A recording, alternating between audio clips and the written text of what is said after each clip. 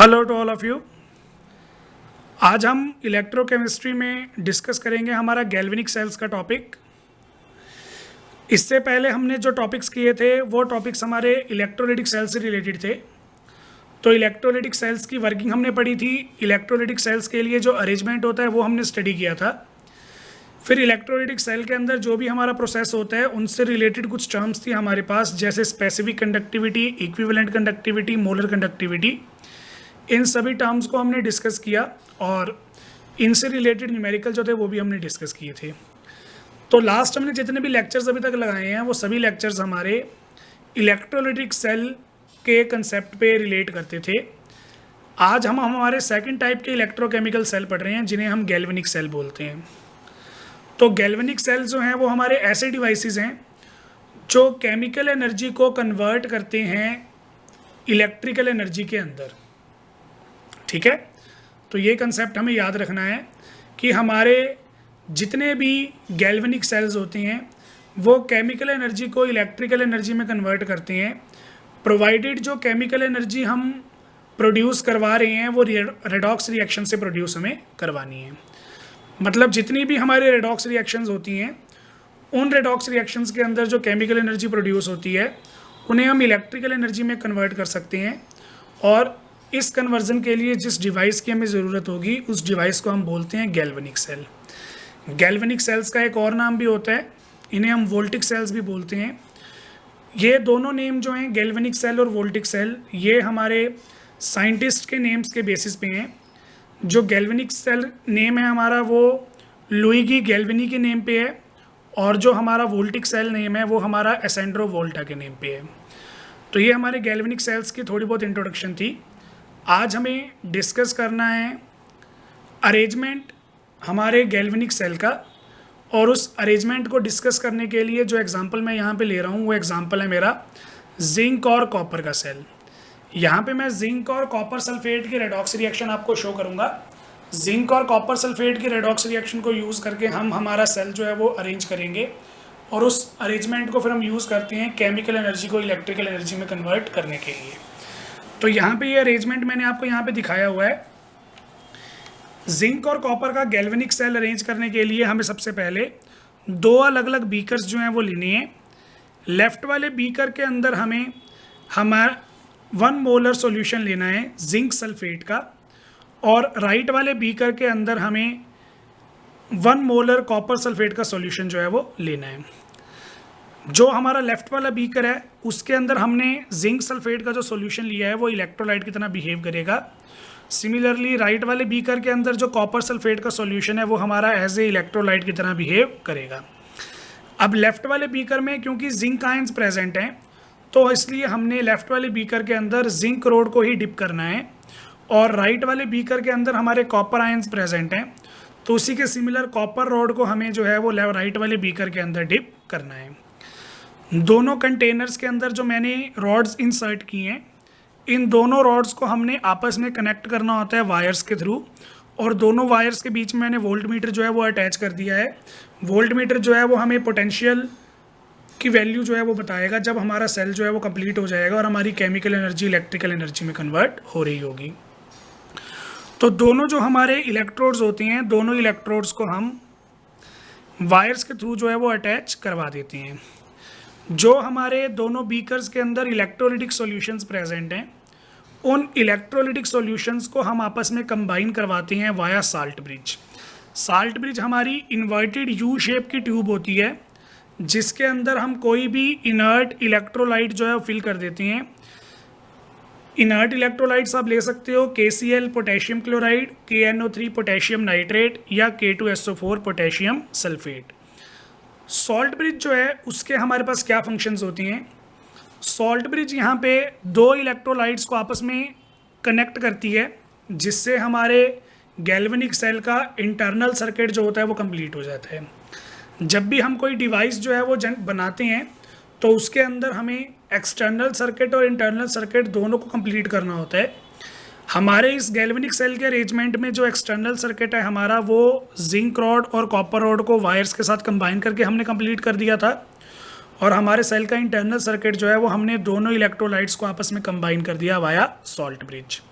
तो salt bridge का पहला फंक्शन हमारे पास यही होता है कि हमारा सॉल्ट ब्रिज जो है वो हमारे सेल के इलेक्ट्रिकल सर्किट को कंप्लीट कर देता है, और इस इलेक्ट्रिकल सर्किट के कंप्लीट होने की वजह से हमारे सेल की फंक्शनिंग जो है वो प्रॉपर हो जाती है।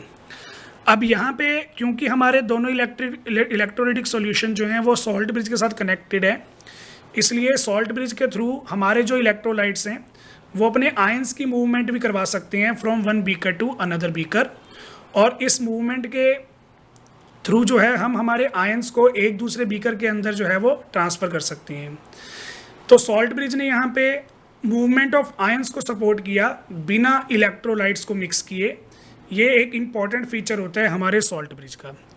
दूसरा, सॉल्ट ब्रिज जो है हमारा यहाँ पे वो इलेक्ट्रिकल यूटिलिटी जो होती है हमारे दोनों इलेक्ट्रोलाइट्स की वो मेंटेन रखता है।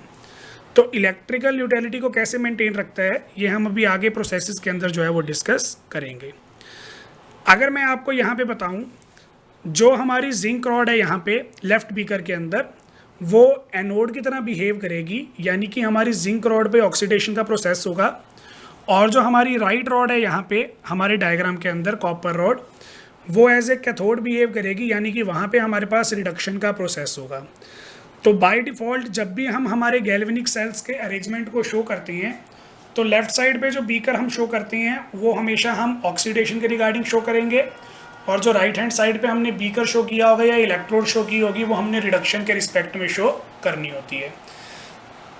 लेफ्ट हैंड साइड में हमने जिंक रॉड ली जिसको हमने एनोड बनाया, वहाँ पे अगर ऑक्सीडेशन होगी तो इलेक्ट्रॉन्स प्रोड्यूस होंगे। इसका मतलब जो हमारी जिंक रॉड होगी वो इलेक्ट्रॉन रिच है, और इलेक्ट्रॉन रिच होने की वजह से हमें हमारी जिंक रॉड को नेगेटिव पोल जो है वो उससे रिप्रेजेंट करना पड़ेगा।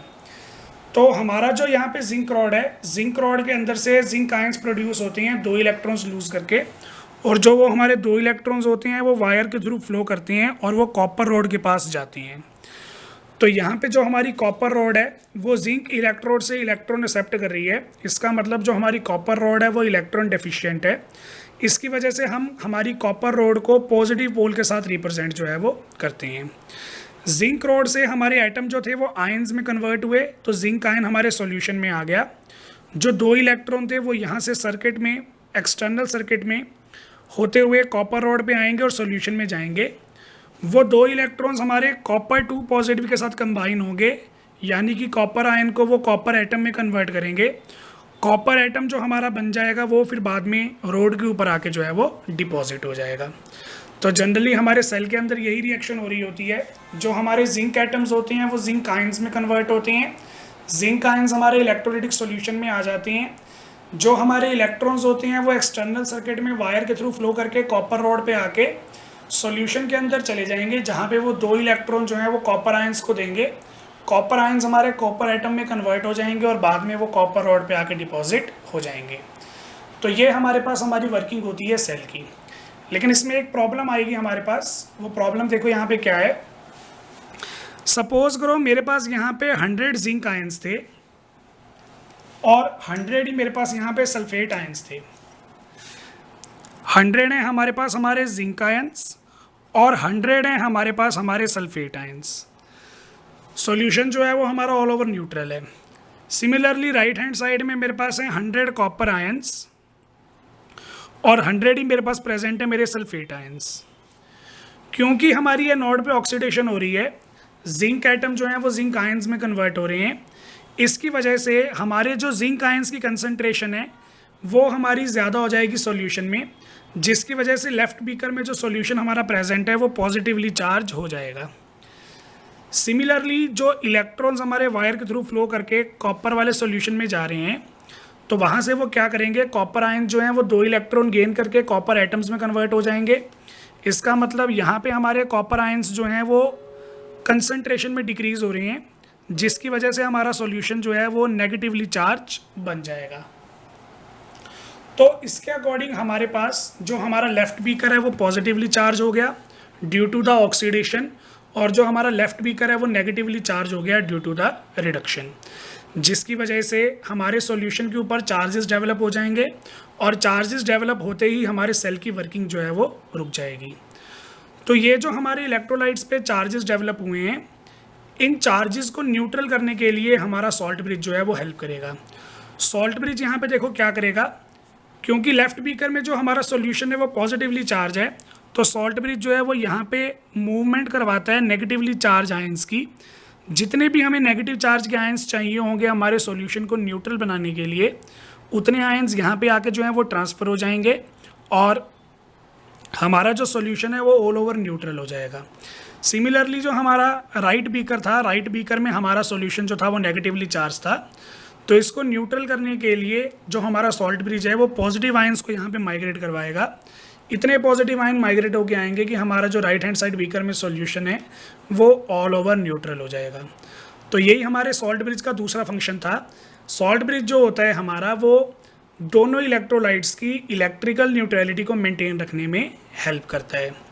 स्टैंडर्ड कंडीशंस के अंदर मतलब 298 केल्विन पे 1 एटमॉस्फेरिक प्रेशर पे हमारे इस सेल का जो पोटेंशियल हमने नोट किया वो आया था 1.1 वोल्ट। तो ये हमारे पास हमारा गैल्वेनिक सेल का कंसेप्ट था। अगर मैं आपको इस सेल के रिगार्डिंग जो ऑल ओवर रिएक्शन है वो यहाँ पे रिप्रेजेंट करूँ, तो जैसा मैंने बताया था कि जिंक रॉड पे ऑक्सीडेशन हो रही है, जिंक हमारा जिंक आयंस में कन्वर्ट हो जाएगा, 2 इलेक्ट्रॉन साथ में रिलीज होंगे। ये जो 2 इलेक्ट्रॉन रिलीज होते हैं एक्सटर्नल सर्किट के थ्रू जाएंगे कॉपर इलेक्ट्रोलाइट के अंदर, जहाँ पे कॉपर आयंस जो होते हैं वो 2 इलेक्ट्रॉन गेन कर लेते हैं और बना देती हैं कॉपर। ओवरऑल रिएक्शन शो करने के लिए जो चीज़ कॉमन होगी वो मैं कट कर दूंगा, तो मेरे पास आ जाएगा zinc atom plus copper ions changes to zinc ions plus copper atoms, या मॉलिक्यूलर फॉर्म में zinc plus copper sulphate changes to zinc sulphate plus copper. तो ये हमारे पास हमारे इलेक्ट्रोकेमिकल सेल का कंसेप्ट था। अगर मुझे मेरे इलेक्ट्रोकेमिकल सेल्स की बेसिक रिप्रेजेंटेशन देनी होगी तो वो बेसिक रिप्रेजेंटेशन देने का तरीका हमारे पास क्या होता है, देखो लेफ्ट हैंड साइड में मुझे एनोड वाली मेटल और मेटल आयन लिखना होता है और मेटल आयन के साथ उसकी कंसंट्रेशन जो है वो ब्रैकेट में मेंशन करनी होती है। राइट हैंड साइड में मुझे सबसे पहले मेटल आयन लिखना होता है उसकी कंसंट्रेशन के साथ, और बाद में मुझे मेरी मेटल लिखनी होती है कैथोड वाली। दोनों को मैंने बीच में से सेपरेट किया हुआ है सॉल्ट ब्रिज के थ्रू। फॉर एग्जांपल जैसे अभी आपने जिंक कॉपर का सेल पढ़ा, तो जिंक कॉपर के सेल के लिए जो रिप्रेजेंटेशन आएगी वो क्या आएगी, एनोड हमारी जिंक इलेक्ट्रोड थी तो यहाँ पे आ जाएगा Zn लाइन मेटल आयन यानी कि जिंक 2 पॉजिटिव। कंसंट्रेशन जो थी इलेक्ट्रोलाइट की वो थी 1 मोलैरिटी। फिर हमें शो करना है बीच में सॉल्ट ब्रिज। फिर कैथोड का मेटल आयन था हमारा क्यूप्रिक आयन, उसकी कंसंट्रेशन थी 1 मोलैरिटी, और जो मेटल थी हमारी वो थी कॉपर। तो ये हमारे पास हमारी रिप्रेजेंटेशन आ गई है जिंक कॉपर सेल की, जो हमें पीछे भी डिस्कस किया था।